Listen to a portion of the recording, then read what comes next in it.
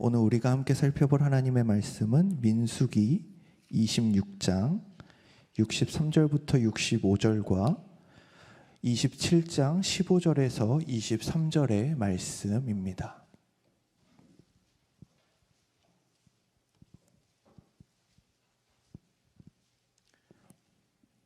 다 찾으셨으면 제가 읽도록 하겠습니다.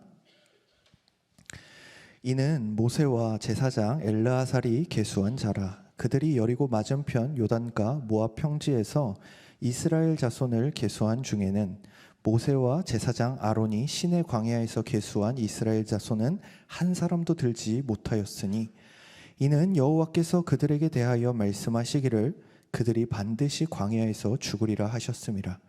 이러므로 여분네의 아들 갈렙과 눈의 아들 여호수아 외에는 한 사람도 남지 아니하였더라. 이어서 읽겠습니다. 모세가 여호와께 여짜와 이르되 여호와 모든 육체의 생명의 하나님이시여 원하건대 한 사람을 이 회중 위에 세워서 그로 그들 앞에서 출입하며 그들을 인도하여 출입하게 하사 여호와의 회중이 목자 없는 양과 같이 되지 않게 하옵소서. 여호와께서 모세에게 이르시되 눈의 아들 여호수아는 그 안에 영이 머무는 자니 너는 데려다가 그에게 안수하고 그를 제사장 엘르아살과 온 회중 앞에 세우고 그들의 목전에서 그에게 위탁하여 내 존귀를 그에게 돌려 이스라엘 자손의 온 회중을 그에게 복종하게 하라. 그는 제사장 엘르아살 앞에 설 것이요 엘르아살은 그를 위하여 우림의 판결로서 여호와 앞에 물을 것이며 그와 온 이스라엘 자손 곧 온 회중은 엘르아살의 말을 따라 나가며 들어올 것이니라. 모세가 여호와께서 자기에게 명령하신 대로 하여 여호수아를 데려다가 제사장 엘르아살과 온 회중 앞에 세우고 그에게 안수하여 위탁하되 여호와께서 모세에게 명령하신 대로 하였더라. 아멘. 오늘 우리가 함께 읽은 민수기 26장은 이스라엘 백성이 두 번째 인구조사를 진행했다라는 사실을 우리에게 이렇게 알려줍니다. 그리고 이 두 번째 인구조사는 여러분이 이미 알고 계신 것처럼 이스라엘에게 있어서 매우 기쁜 역사 이런 건 아닙니다. 오히려 슬픈 역사입니다. 왜 슬픈 역사일까요? 오늘 우리 본문 64절처럼 시내 광야에서 계수하였던 첫 번째 인구조사에 계수되었던 사람들은 모두 광야에서 죽었기 때문입니다. 그렇다면 왜 죽었나요? 하나님이 약속하신 땅에 정탐꾼을 보냈고 돌아온 정탐꾼들의 보고의 그 내용들은 일치했으나 보고의 결론이 다른 일이 발생하게 됩니다. 보고의 결론이 같다라는 것, 보고의 내용이 같다라는 것은 이런 것이죠. 그 땅은 젖과 꿀이 흐른다. 살기에 아주 비옥하고 좋은 땅이다라는 사실은 일치했습니다. 그러나 어떤 사람들은 그 땅의 거주민은 강하고 성읍은 견고하고 크고 많으며 그 백성들은 강하기에 우리가 싸워서는 도저히 이길 수 없다라고 이야기를 했고 그들 앞에서 우리는 마치 메뚜기 같다라고 했습니다. 이에 반하여 갈렙과 여호수아만이 아니다. 그 땅을 취하자. 우리가 이길 것이다. 여호와께서 우리와 함께 하실 것이다 라고 말합니다. 두 가지 다른 얘기를 들었습니다. 내용은 똑같았는데 내용물은 똑같았는데 그래서 칠 건데 말 건데에 대한 결론이 달랐던 것이죠. 이 두 가지 다른 결론을 들은 이스라엘 백성은 어떻게 하느냐? 하나님을 원망하기 시작합니다. 민수기 14장 1절에서 4절입니다. 온 회중이 소리를 높여 부르짖으며 백성이 밤새도록 통곡하였더라. 이스라엘 자손이 다 모세와 아론을 원망하며 온 회중이 그들에게 이르되 우리가 애굽 땅에서 죽었거나 이 광야에서 죽었으면 좋았을 것을 어찌하여 여호와가 우리를 그 땅으로 인도하여 칼에 쓰러지게 하려 하는가? 우리 처자가 사로잡히리니 애굽으로 돌아가는 것이 낫지 아니하랴? 이에 서로 말하되 우리가 한 지휘관을 세우고 애굽으로 돌아가자 하매. 결국 이들의 원망은 하나님의 구원하심을 부정하는 상황까지 이르게 됩니다. 하나님이 떠나게 하신 그 애굽 땅으로 다시 돌아가고자 하는 것이죠. 이에 대한 여호수아와 갈렙의 말이 아주 정확한데 민수기 14장 6절에서 10절입니다.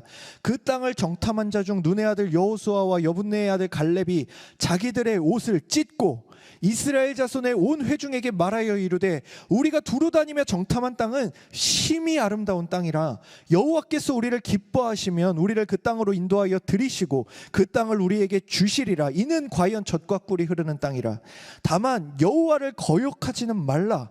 또 그 땅 백성을 두려워하지 말라. 그들은 우리의 먹이라. 그들의 보호자는 그들에게서 떠났고 여호와는 우리와 함께 하시느니라. 그들을 두려워하지 말라 하나 온 회중이 그들을 돌로 치려 하는데 그때 여호와의 영광이 회막에서 이스라엘 모든 자손에게 나타나시니라.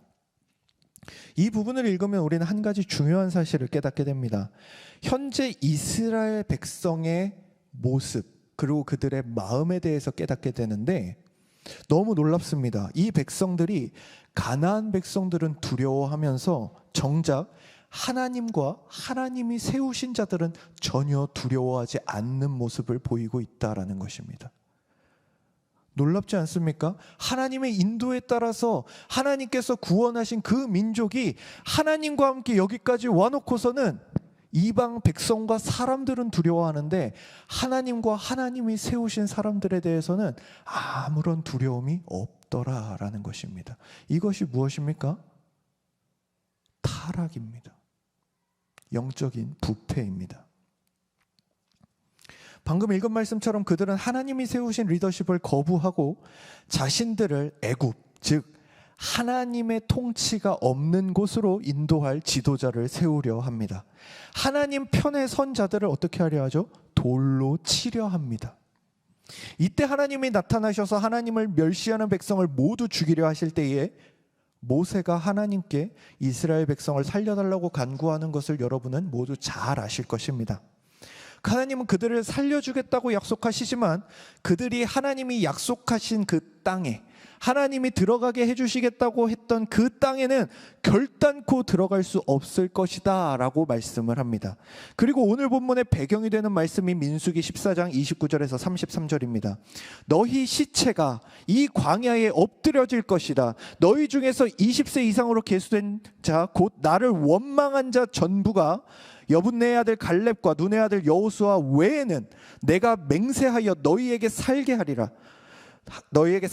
그 한 땅에 결단코 들어가지 못하리라.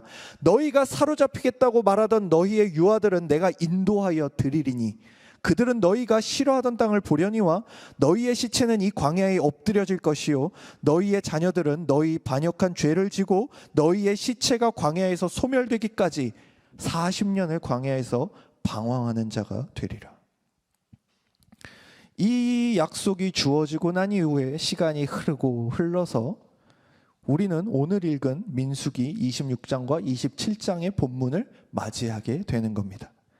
하나님이 선포하신 대로 20세 이상으로 계수된 자들은 광야에서 모두 죽고 하나님 편에 섰던 여호수아와 갈렙만 살아남았습니다. 우리는 이제 긴 서론을 마치고 이제 본론으로 들어왔습니다. 오늘 말씀의 내용상 핵심은 이제 계수된 모든 자들이, 즉 출애굽의 1세대들이 모두 죽었다는 사실과 그들의 리더였던 모세만 지금 살아있는 상황입니다. 그리고 하나님이 오늘 본문에서 말씀하시죠. 이 리더였던 모세 역시 광야에서 죽어야 한다라는 것을 말씀하십니다. 모세가 무리바에서 하나님의 거룩함을 드러내지 않은 사건을 말씀하시며 너도 약속의 땅에는 들어가지 못한다라고 말씀하시죠.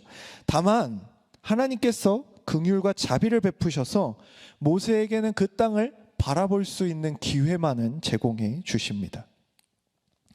그런데 여러분 혹시 이 말씀을 읽으시면서 이런 생각을 해보셨습니까? 너는 약속의 땅에 못 들어간다 하는데 오늘 본문에도 보면 이 모세가 그 말씀을 듣고 매우 담담합니다. 그는 자신만이라도 그 땅에 들어가게 해달라고 하나님께 애원하지 않습니다. 하나님 그래도 그 죽은 애들과 저는 급이 다른데요. 차원이 좀 다르지 않나요? 아무리 그래도 나는 지도자였는데 이렇게 말하지 않습니다.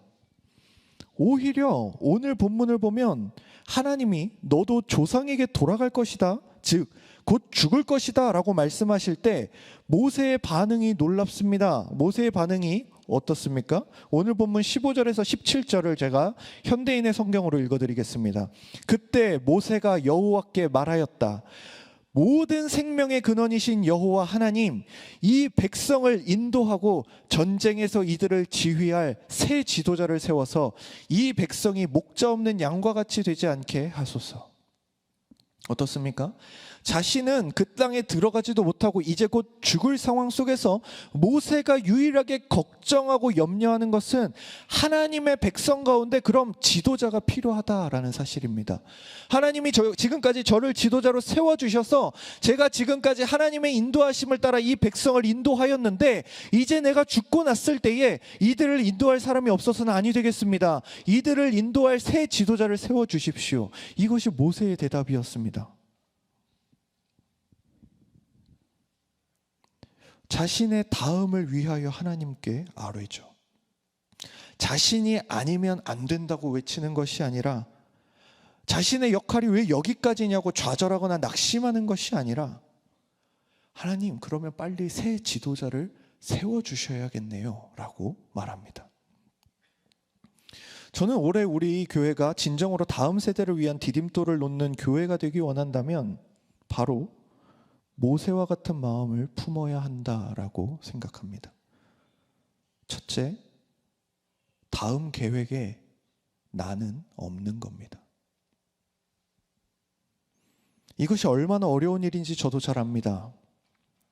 물론 몇몇 분들은 아직 30대 초반인 네가 뭘 하냐라고 하실 수 있겠지만 사역을 하다 보면 어린 나이임에도 불구하고 이런 일들을 조금 자주 겪게 되는데 바로 수년간 열심히 섬겼던 교회들을 그리고 맡았던 부서를 떠나야 할 시간들이 제법 자주 옵니다.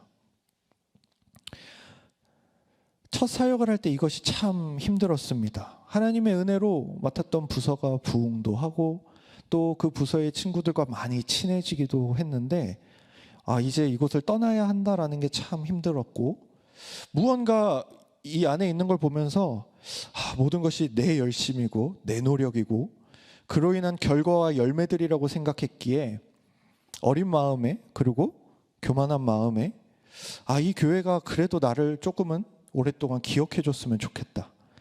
사랑과 섬김으로 길러냈던 내 제자들이 그래도 나를 좀 좋은 선생으로 좋은 어른으로 기억해 주면 좋겠다. 그리고 내가 없어진 게 조금은 티가 나면 좋겠다. 이런 생각들을 했었습니다.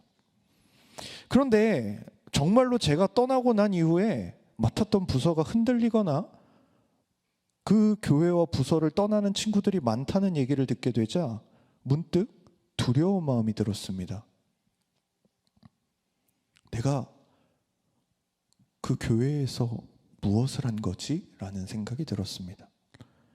나는 하나님과 예수님을 전하고 성령님의 도우심을 구했는가?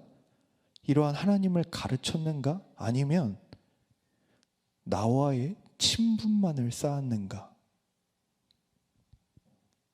아니면 나의 무언가를 드러내기만 했는가? 그것이 몰려오기 시작하자 겁이 나기 시작했습니다. 진짜 사역은 하나님을 가르치는 것인데 내가 있건 없건 하나님의 일이 이어가도록 하는 것인데 그래서 제가 우리 교회 청년들에게 자주 하는 말이 있습니다. 자주 말하지만 거의 기억을 못하는 아이들이기 때문에 그래도 자주 하는 말입니다. 내가 있는 이번 주와 혹여나 없을 다음 주가 아무런 차이가 없으면 좋겠다. 오히려 우리가 함께한 시간들이 다음 스텝을 다음 교역자와 밟아감에 있어서 더 도약할 수 있는 시간이 되었으면 좋겠다라는 이야기를 자주 하곤 합니다. 여러분 그렇다고 또 어디 가서 이러시면 안 됩니다. 들었어? 청년일부 목사 올해까지만 한다며 막 이러시면 안 됩니다. 제 마음이 그렇다는 거지 떠나겠다라는 얘기가 아닙니다. 리더십의 이양은 우리가 목사이건 장로, 권사, 집사, 교사이건 우리에게 맡겨진 것이 어떤 권력이나 힘이라는 것에 있지 않다는 것을 깨달아야 합니다. 오히려 그것에서, 그 권력과 힘에서 내가 멀어지는 것이 아니라 하나님이 맡기신 사역을 위해 잠시 위임받았던 것임을 인정해야 합니다. 그리고 나를 지금껏 사용해 주신 하나님에 대해 감사하시면 되는 겁니다. 그렇기에 여기에는 우리가 낄 자리가 없는 겁니다. 우리 교회 중 아주 작은 부서인 청년 일부와 전체 교육 부서를 담당하고 있는 저도 마찬가지입니다. 저는 알 수 없으나 혹 언젠가 주님께서 저의 사역지를 옮기시건 아니면 저의 생명을 땅에서 하늘로 옮기시건 그것은 하나님의 권한이고 하나님의 권리입니다. 잠시 그 사역을 맡았던 자로서 제가 바라고 소망하고 생명 주시는 동안에, 맡겨주시는 동안에 해야 할 일은 맡겨주셨던 공동체가 리더십의 부재로 흔들리지 않도록 속히 하나님의 뜻에 합당한 다음 리더가 잘 세워지도록 돕는 것입니다. 저는 화성교회에 오면서 이런 경험을 하였습니다.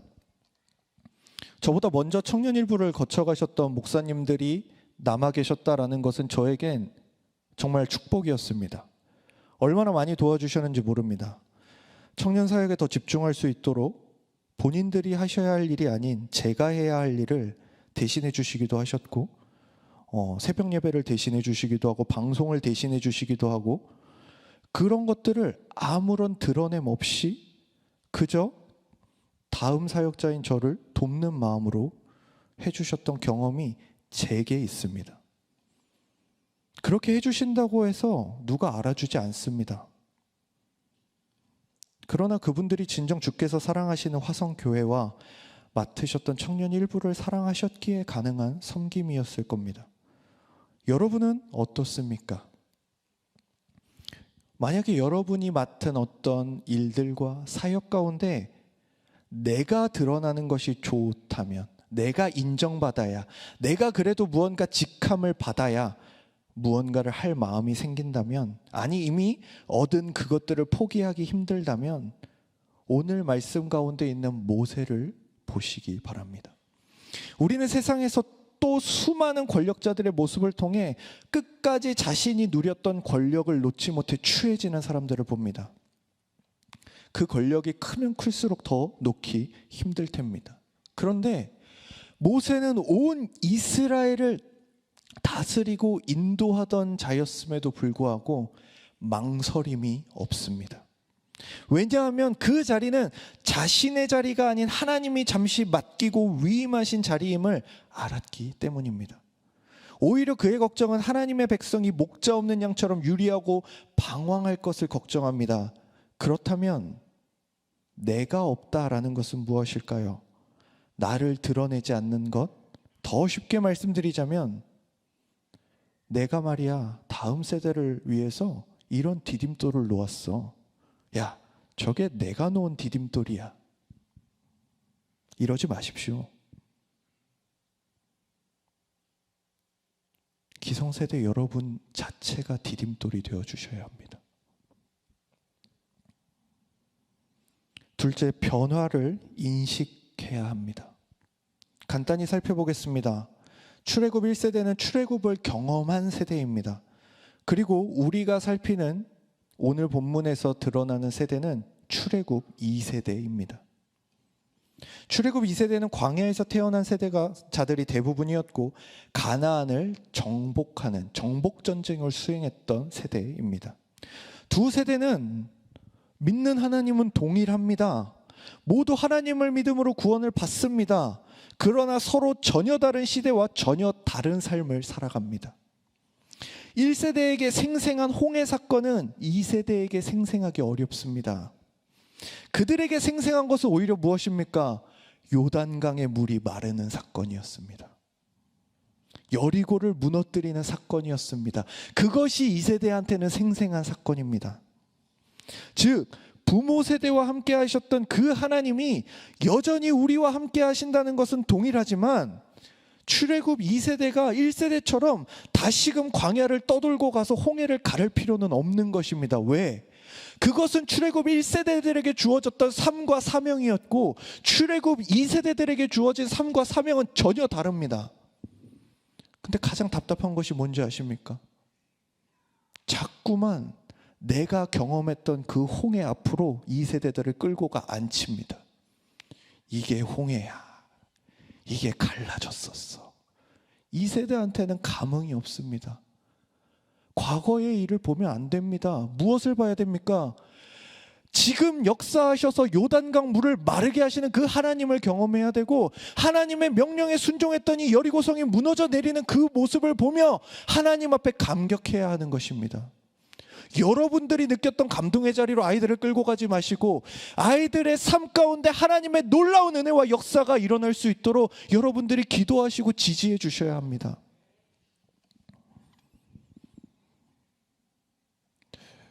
여러분, 이 시대를 우리나라로 한번 봅시다.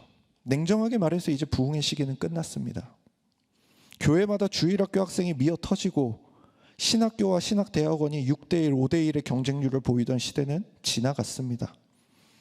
아, 그렇구나 해서 끝날 문제가 아닙니다. 이 문제는 이제 몇 년 내에 우리의 다음 세대에게 직접적인 영향을 끼칠 겁니다. 신학교에 입학생들이 급감하고 있습니다. 좋은 신학생 및 좋은 목회자의 공백이 있을 거란 얘기입니다.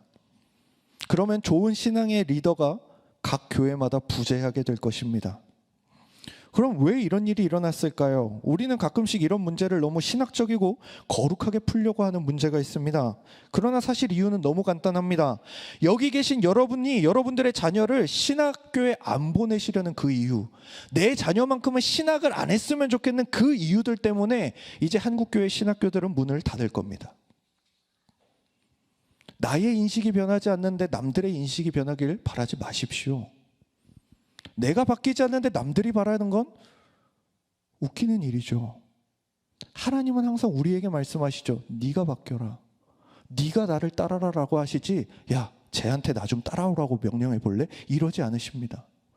하나님은 항상 나에게 말씀하십니다. 여러분, 이것이 우리가 맞이했고 더 심각하게 맞이할 시대입니다. 교회마다 교회 학교가 없어지고 신학교 경쟁률이 이제 0.5대 1이 되었습니다. 10명을 뽑으면 5명이 지원을 합니다.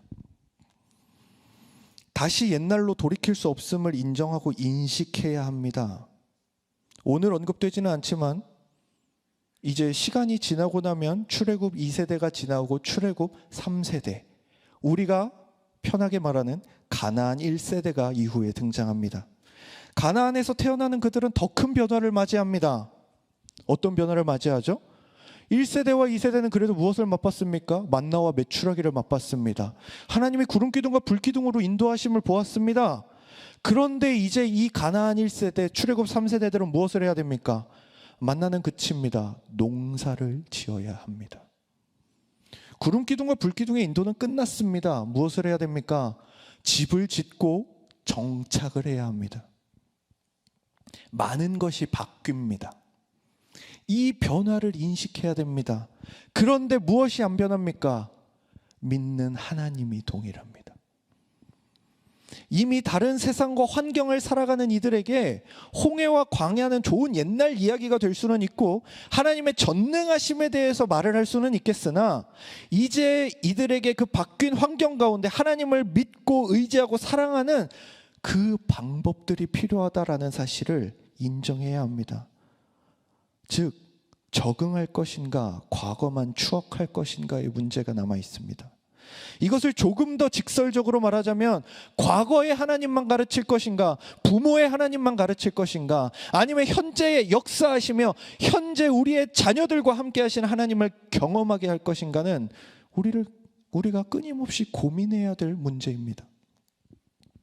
그렇기에 마치 오늘 본문의 말씀처럼 출애굽 2세대의 리더로 여정을 마친 여호수아는 지금껏 자신들이 살아왔던 환경과 전혀 다른 삶의 양식과 환경을 맞이할 그 백성들, 이제는 정착하고 이곳에서 온전히 살아갈 그 세대들에게 자신의 그 모든 것을 마치고 이렇게 말합니다. 여호수아 24장 15절인데요.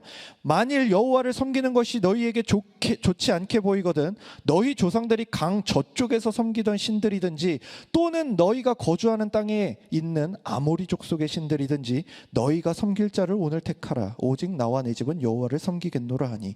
짧게 살펴보았습니다. 그러나 그 이후의 내용과 사사기의 내용을 우리가 함께 보면 알게 되는 것이 무엇이냐? 여호수아의 이 조언이, 여호수아의 이 말이 굉장히 현실에 대한 적용점이 있었다라는 것입니다.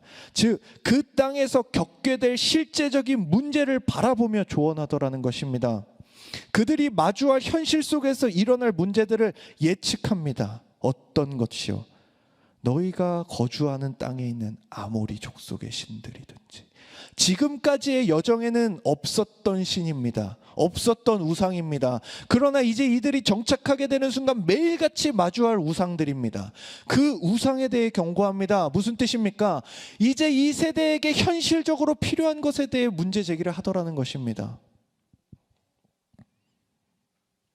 우리에게 이것이 필요합니다. 모세와 여호수아의 마지막 말들을 여러분들이 집에 가서 한번 살펴보십시오. 그들의 말들을 살펴보면 우리를 지금껏 인도하신 하나님에 대한 강조와 함께 현재에 대한 강조, 그리고 다가올 미래에 대한 강조를 빼놓지 않습니다.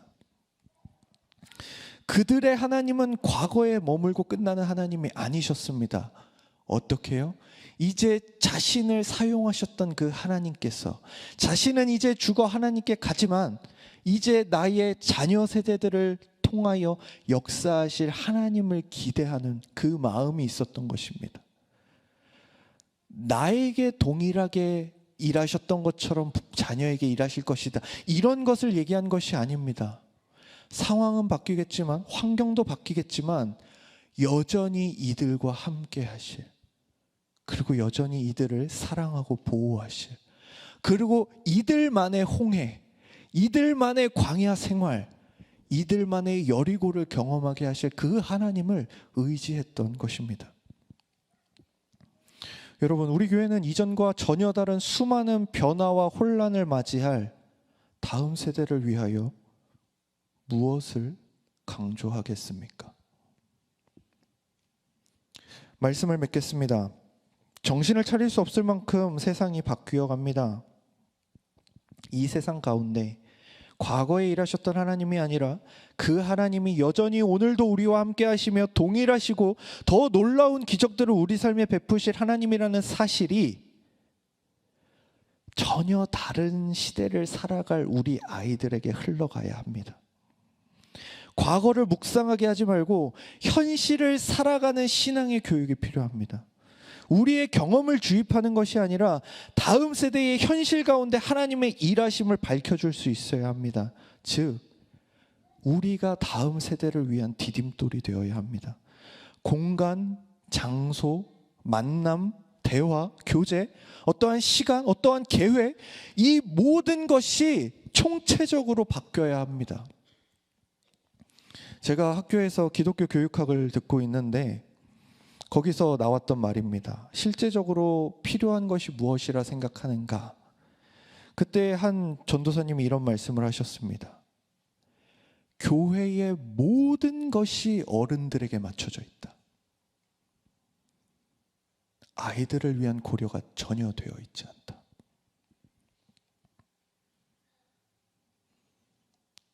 여러분, 그럼에도 감사한 것은 우리 교회가 이번 23년도 표어를 세우고 우리 다음 세대를 세우기 위해 기성세대 분들이, 그리고 교회의 리더 되는 분들이 끊임없이 고민하고 노력한다라는 사실입니다. 이것 안에서 소망을 보고 이 일 가운데 역사하실 하나님을 기대하게 됩니다. 여러분들이 이 모든 일들 가운데 함께 기도해 주십시오. 총체적인 변화 가운데 하나님을 의지하는 법을 가르쳐 주시고 하나님께 기도하시고 변화에 힘써 주십시오. 나를 드러내지 않으며 다음 세대를 이끌어 나갈 리더들을 교회가 지원하며 발굴해 주시고 다음 세대와 그들을 위해 세워질 리더들이 시대를 밝히는 신앙교육을 할 수 있도록 장을 만들어 주셔야 합니다. 근데 이것이 어렵습니다. 왜 어려운지 아십니까? 시간과 투자가 필요하기 때문에 그렇습니다. 여러분, 한 아이를 키우실 때에 그 아이가 적어도 사람 구실하기까지 한 20년이 걸리지 않습니까? 우리 그 아이를 20년씩 다 기다려 주시잖아요. 그럼 우리의 아이들인 우리의 교육부서도 우리가 그 정도는 기다려 주어야 합니다. 아무것도 보이지 않는 것 같아도 과연 이게 성장은 하고 있나? 잘하고는 있는 건가? 뭐가 바뀌고는 있는 건가?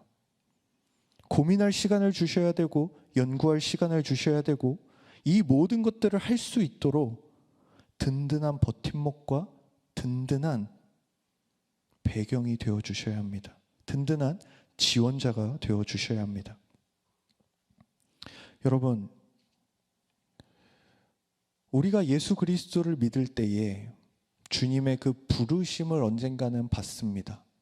우리가 예수를 믿는다고 죽지 않을 사람은 단 한 사람도 없습니다. 그때에 우리에게 이것이 위로가 되는 이유가 무엇입니까?